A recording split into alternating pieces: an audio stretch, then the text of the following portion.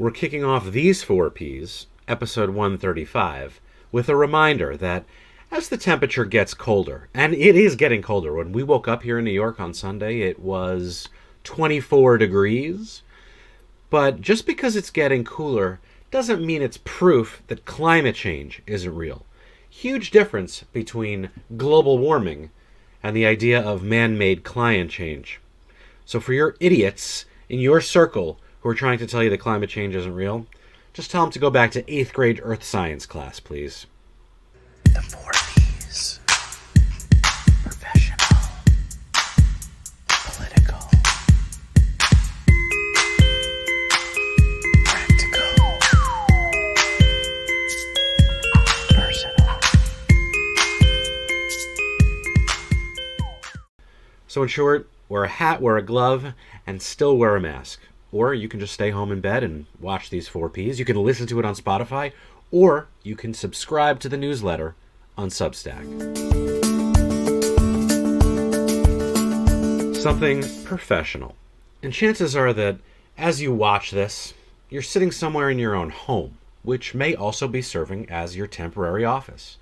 And some of you may love this. You may feel right at home, literally. Some of you may be just tolerating it. And others are definitely ready to get back to a more collaborative office environment with other people. The one thing we have in common, the need to crush COVID, isn't going away anytime soon. In fact, it's been getting worse. But all of our circumstances and situations are different, right? So the conversation I started up on Twitter last week about working from home more permanently and who that's right for and whether that's actually right overall as a thought process, and it continued in several concurrent DM streams afterwards. This requires further conversation and explanation. So first, let's get out some stipulations. In the short term, and until things are safe, only essential workers who are a must, right, in terms of being in a professional work setting, should be leaving their homes. The viability of permanent work from home varies by industry, by company, and individual personal situations, right? Whether you have kids or not, whether you have roommates or not, if you live in the city or the suburbs, or if you commute, or how big and what your office environment looks like. Many businesses have no choice but to be in person, whether immediately or long term, right? Manufacturing, transportation, medical, home repair, blacksmiths, goldsmiths, waiters at the Smith restaurant in New York, wood choppers, and many, many more. That said, I firmly believe that the viability and success of people-focused businesses, strategic, creative, agencies, they require a return to an office-like environment as soon as it's safe. I have no doubt whatsoever that being together, at least in some capacity, is better than being permanently apart. This may not mean 5 days a week, inflexibly 9 to 5 in a small office. Not at all. But virtual and remote work is not going to support our personal, professional, social, or economic growth long term. It's just not. Our mindsets must be a matter of when, not if, we return to working together. And a prominent CEO that I actually spoke with last week explained this entire idea and his beliefs using what I believe to be a perfect metaphor. All right, we went out on our separate ways back in March with our minds and skills finely tuned. Our axes were sharp, and our ability to adjust to the new technologies and organizational communication, collaboration needs, it came rather easily. But over the past few months, he believes, our blades, our axes, have dulled. And only by being together again in some evolved capacity will ensure that we're able to sharpen those axes yet again. Something personal. And one of the byproducts of being home more is just the increasing involvement that I've been able to have in my children's school and academic lives. And that's a good thing, maybe. The question is, am I doing more harm than good for all of us? For some reason, our first grader doesn't actually get any homework, which is absurd, really. So we'll leave her out of this for now. And I think for the most part, I can still crush first grade academia. But with a fourth grader who's now starting to go really deep into advanced multiplication and division, you'd think this is an area where I can actually be of some assistance. I mean, I crushed calculus at an Ivy League university. I use advanced math every day to manage the finances and operations of a major company. But as many parents have already learned, they're teaching math concepts very differently now. And it's taking me hours to learn the way that they teach so that I can then help my son. Right? Multiplication and division is now much harder than it actually needs to be. Sure, I'd heard of parents of elementary school students complaining about Common Core for years, but I was like, come on, how bad can it be? It's elementary school math. Well, it's idiotic. The new way of teaching and learning requires many, many, many more steps, and it actually slows down the process and makes it much more frustrating. Why? I don't know. They're saying it's so that the foundational concepts can take root in our children's brains. The truth is, I think they're doing it to fuck with us as parents. But the real impact is it actually just makes math less fun for everyone. And that, at the end of the day, is a terrible takeaway and lesson for our kids. Something practical. With all that we've experienced and been exposed to in the past few years, really, here's a question. Do you know the difference between misinformation and disinformation? Many people use these terms interchangeably, and I understand why, but it's wrong. Misinformation is something that is simply wrong, whereas disinformation is purposely intended to mislead people. One is ignorance and one is negligence.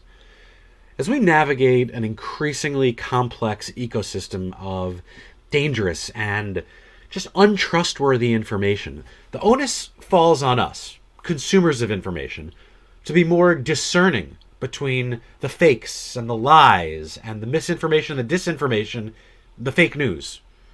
Technology can help, but it's also exacerbated these challenges. For example, AI, used to create deep fake images and videos and audio clips, it's already leading us down a dark path of both mis and disinformation. It manipulates reality to produce an entirely believable and completely unreal new world. It's becoming literally impossible to tell when something is fake. Now, propaganda is not a new concept. It's as old as advanced civilization itself.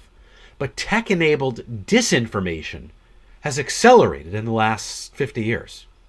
Go back to the Soviets, right? They spread disinformation about the U.S. spreading AIDS to Africa as a biological weapon. While it was entirely untrue, it actually tarnished America's global reputation. And it also divided our country from within. That playbook has been used so many times since, including the most recent Russian disinformation campaign from the 2016 election.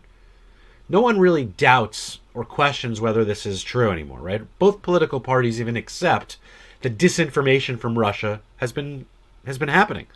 It's election interference, and it's further divided our country and turned voters back then against Hillary Clinton, and now it made this election even more challenging. It worked as fake U.S. citizens flooded social media channels and created communities based around political identities. And guess what it did in 2020? I'll tell you in Something Political. Something Political shows us how misinformation and disinformation have eroded the seeds of trust in our very democracy. Nearly 2/3 of people who live in democracies feel that their government rarely or never acts in the interest of the public. And that number's doubled, nearly doubled, since 2015. And it's no surprise why.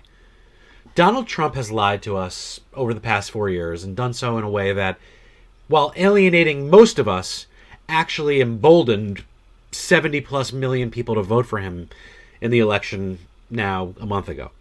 But it's been a dilution of truth, relying on an old dictator's trick, the liar's dividend, which is a tactic where someone dismisses anything they don't like as fake, even if it happens to be true. Yet Trump also embraces things that are fake and purports them to be truthful. So this has made the U.S. a more divided and dangerous country by normalizing polarization, distrust, and deceit. We were on the verge of a tipping point even before COVID pandemic reached our shores, and now it's actually becoming deadly. Over the past few months, stories that COVID-19 was created by the U.S. government as a bioweapon against China came from Russia. Trump has also retweeted theories that the virus may have been a Chinese bioweapon aimed at the U.S. Back in February, he downplayed the risk of the virus, calling it a hoax, and has done so many times since. It's an attempt to discredit him, or a trick by Democrats, right, to smear his name. But once he realized he didn't have what it took as a leader to mitigate the spread and didn't have the organizational discipline to actually manage a country, he began his own disinformation campaign. On top of misinformation that's out there already, it becomes even more compounded. Right? One drowns out accurate information with noise, the other actually contradicts it. And as a society, we have a choice. It's up to us to decide whether or not we want to live in a world where the real and the fake are hopelessly intertwined. Now, with Trump on his way out, either by submission and concession or by legal and physical force, our collective resistance previously must now quickly transform into a mindset of repair and rebuild. Trump has left press freedom and trust in our institutions in tatters. So President Biden, he has to take some bold steps to repair the damage. Really, what we need is a common language, an alignment on terminology. The good news is, as a society, we can learn the difference between disinformation and misinformation.